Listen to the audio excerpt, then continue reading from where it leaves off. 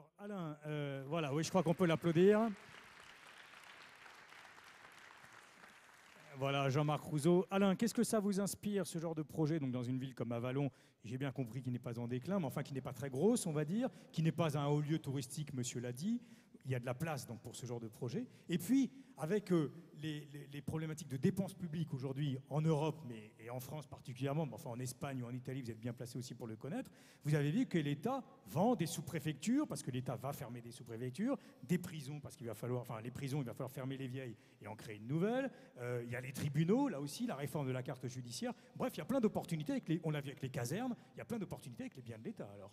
Là, il faudra se poser la question de savoir ce qu'on peut faire dans une caserne. Est-ce qu'on peut faire une librairie? Est-ce qu'on peut faire un sex shop? Je ne sais pas. Enfin, il faudra trouver quelque chose. Il faudra trouver une idée originale. Tout est possible voilà. Dans les casernes. Mais bon, et dans une sous-préfecture. Ce sont des bâtiments. Moi, il y a quelque chose qui m'a frappé. Et j'ai vécu une expérience il y a peut-être une dizaine d'années. À l'époque, on parlait un peu moins de ce genre de choses ici. En visitant le Mexique, à Oaxaca, qui est une ville centrale du Mexique, et le Mexique, l'État mexicain avait justement engagé ce genre d'initiative parce que il avait vraiment plus d'argent pour entretenir des bâtiments de plus en plus vieux et sous des climats qui sont difficiles en plus, qui pourrissent les murs. Et donc, il m'a été donné l'extrême chance de passer une nuit dans un couvent du XVIe siècle à Oaxaca, qui est quelque chose d'absolument stupéfiant. Et alors, je pensais à ça en vous écoutant, c'est qu'en fait, en contrepartie, naturellement, comme ça se fait d'ailleurs en France pour les châteaux qui sont rénovés, le public a accès. Certaines heures, etc. Donc, on voit dans le guide du routard, le guide vers Michelin, etc., les heures d'ouverture, et on voit circuler. Alors, il y a les chambres. Bon, alors, ça suppose qu'il y a des endroits qui sont un peu fermés, qu'il y a des sécurités de chambres qui sont un petit peu spéciales. Mais qu'on soit à la piscine, dans le bar, etc., ou dans les coursives du cloître, on voit des gens circuler, des touristes qui regardent des œuvres d'art. Mais finalement, il faut aussi se dire que un commerce dans un lieu historique, ça, non seulement ça n'interdit pas de recevoir le public quel qu'il soit client ou pas, mais même ça le pousse à venir le voir, d'abord parce que c'est plus beau, c'est plus agréable, et on peut même prendre un verre, etc. Et je veux dire que ça s'intègre, je dirais mieux, un lieu historique avec du commerce s'inclut mieux dans la ville que s'il ne l'était pas, et que c'était une démarche d'aller au musée. Est-ce que ça intéressera d'autant plus les grandes enseignes? Il y en a déjà quelques-unes qui ont franchi le pas, mais monsieur, il est indépendant, il est passionné, etc. Mais est-ce que vous voyez à terme des grandes enseignes, Lorgnier, une sous-préfecture, une caserne? Non, mais je crois que les choses ne se passent pas comme ça. Les enseignes veulent être à un endroit stratégique, symbolique, où il y a du flux. Si la sous-préfecture est au cœur quand même d'un centre-ville. Si la préfecture peut faire l'affaire, on s'en contente parfaitement. Alors qu'autrefois, il n'était pas question de faire autre chose que du bardage dans un champ de betteraves et de mettre dessus Carrefour au marché ou au champ. Parce que c'était une autre vision des choses. Et puis on avait du mal à se dire qu'on allait pouvoir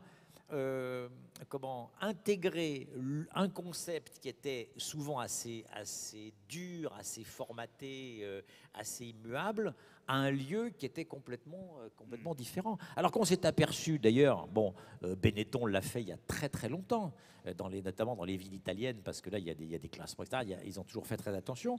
Et on s'aperçoit qu'on met Benetton, on met Esprit, on met Apple lui-même, qui est quand même, dans les genres chiants pour installer leur magasin et dans leurs standards de principe, c'est vraiment des gens qui sont extrêmement rigoureux. Bon, je ne l'ai pas cité, mais à l'Opéra, rue à Lévis, c'est classé. Le Uniqlo qui est de l'autre, enfin Apple est d'un côté, Uniqlo est de l'autre. Dans les deux cas, les bâtiments de France sont tombés sur le truc. Oui, mais Alain, c'est pas un bâtiment public. Là, on parlait un peu de tribunal, sous-préfecture, voilà, tout ce gisement. Oui, mais c'est historique. On sait que l'État va vendre. Mais Arnaud, dès lors que tu as les bâtiments de France sur le dos, c'est fini. Je veux dire, t'es plus chez toi. Ouais. Le type rentre, il rentre maintenant à l'intérieur. Il faut savoir que maintenant, les lois lui permettent non seulement de préserver la façade, mais l'intérieur du bâtiment, puisque ça peut interagir sur la façade. Monsieur Blassi, à Barcelone, c'est quelque chose qui existe, là, la réutilisation de bâtiments publics pour en faire des lieux de commerce. Oui, si, existait. Si. Tiens, venez. En Madrid aussi. Also in Madrid, for instance, Delicias, the station of Delicias in the middle of the city. And the state sells and the state buildings, etc., because it needs money. Yes, now more than before, yeah, of course. But also in Catalonia. Thank you very much. Alors, allez, on va conclure avec vous, Ton. Si vous aviez de l'argent à mettre dans une autre librairie, parce que vous m'avez dit que votre groupe s'est restructuré, le bâtiment de Maastricht marche bien. Ouais, qu'est-ce que vous leur diriez à vos patrons? Où investir de l'argent pour faire de nouvelles librairies aujourd'hui? Dans quels endroits? Dans quels lieux? Ouh là là, c'est une bonne question. D'abord, chercher le flux. Oui, Alain ça, c'est capital parce qu'il faut attirer les clients. C'est donc aussi important qu'on cherche à comment travailler ensemble dans les villes pour attirer les clients. Il faut d'abord qu'ils viennent.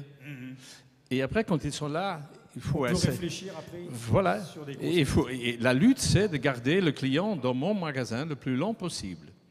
Bon, eh ben, je vous propose que nous les applaudissions chaudement. Voilà, bravo.